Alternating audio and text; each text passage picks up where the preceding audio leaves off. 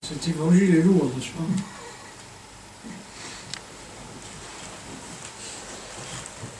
C'est pas l'évangile, c'est tout.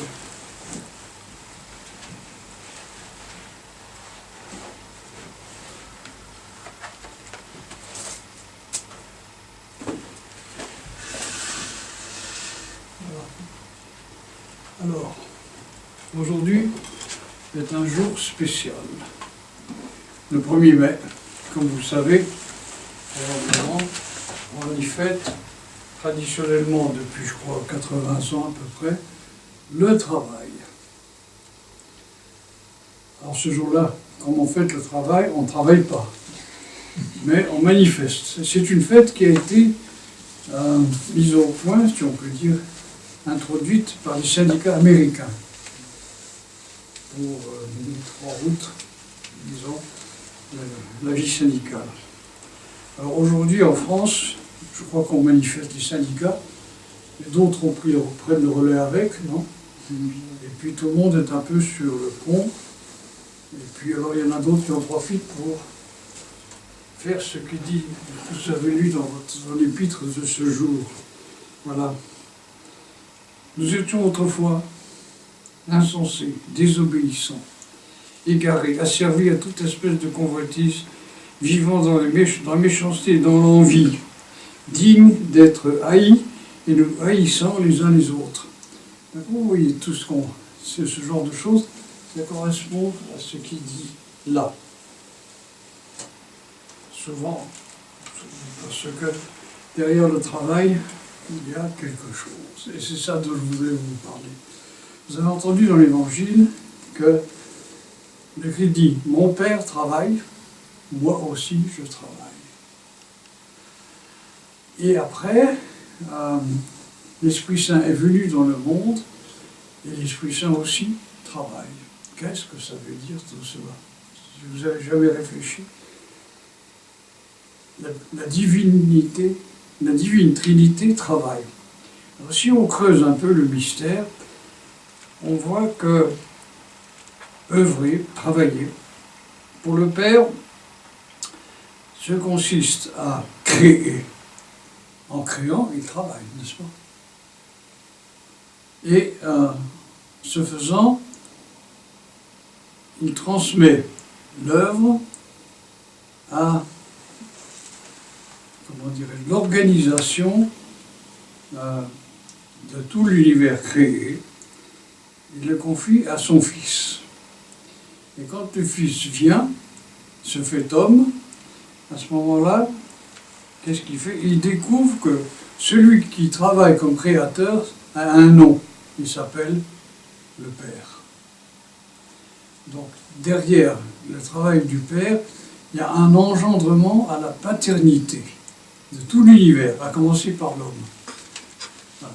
Ensuite arrive le Fils, et le Fils, il dit « Moi aussi je travaille », mais qu'est-ce qu'il fait en particulier? Eh bien, il prend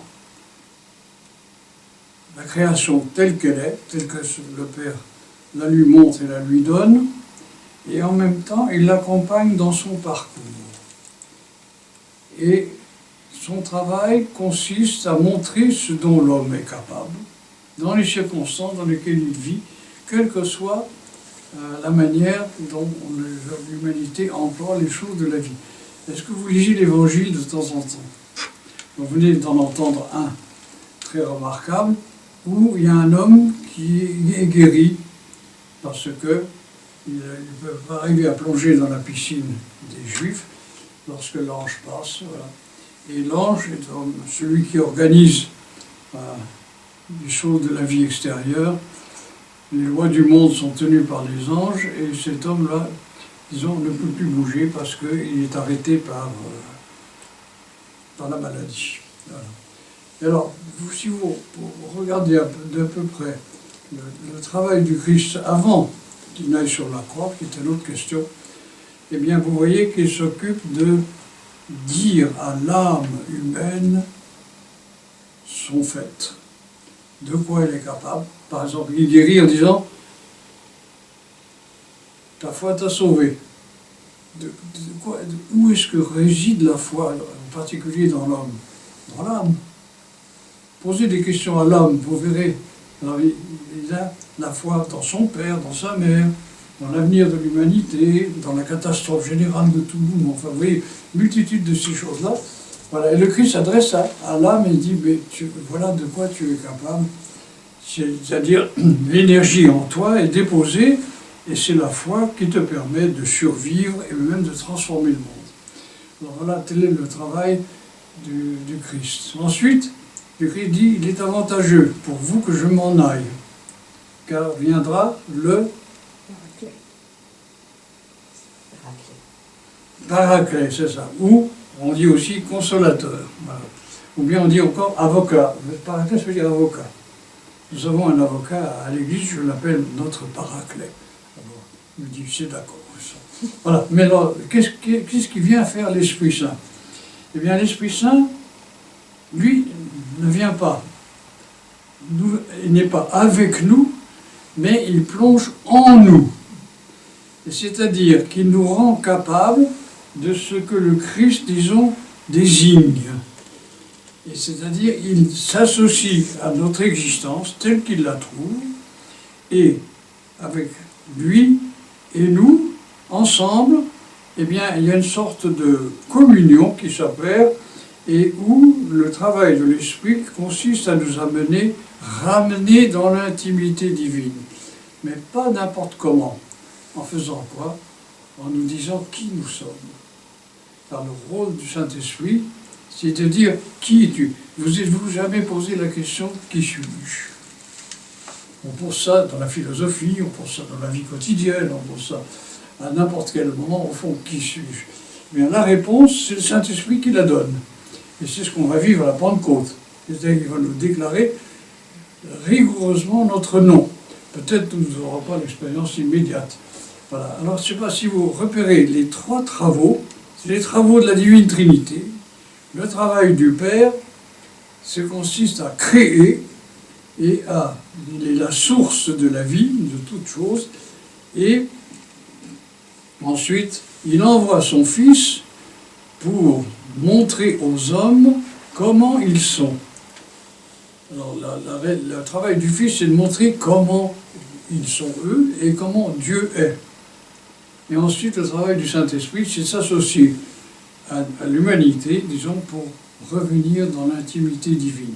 Je ne sais pas si je me fais comprendre, mais le travail trinitaire est à sonder, et selon les moments de l'existence, eh bien, nous pouvons nous adresser soit au Père, soit au Fils, soit au Saint-Esprit. Est-ce que vous avez une préférence pour un des trois? Ou est-ce que vous savez vous adresser à eux? Hein? Voilà, par exemple, il y avait, alors je vais terminer là-dessus, il y avait un moine russe qui s'appelait Siwan, qui vivait au XXe siècle, qui était le père spirituel d'un moine qui était ami de notre église, le père Sophronius. Et ce moine était le cuisinier du monastère russe du mont Athos jusqu'à la Révolution. Puis après, il n'y a plus beaucoup de cuisine à faire parce que les moines avaient été partis. Enfin, il avait été resté là, il était un homme très spirituel. Et alors, ce moine, il était dans un désespoir intérieur. Et il entend le Christ qui lui dit, Siwan, tiens ton âme en enfer et ne désespère pas. Il avait désigné qu'il était présent et que, il était éprouvé avec lui et qu'à l'extrémité du chemin, eh bien, il allait trouver la résurrection. Voilà, que Dieu vous bénisse, le Père, le Fils et le Saint-Esprit, et Christ est ressuscité. Amen.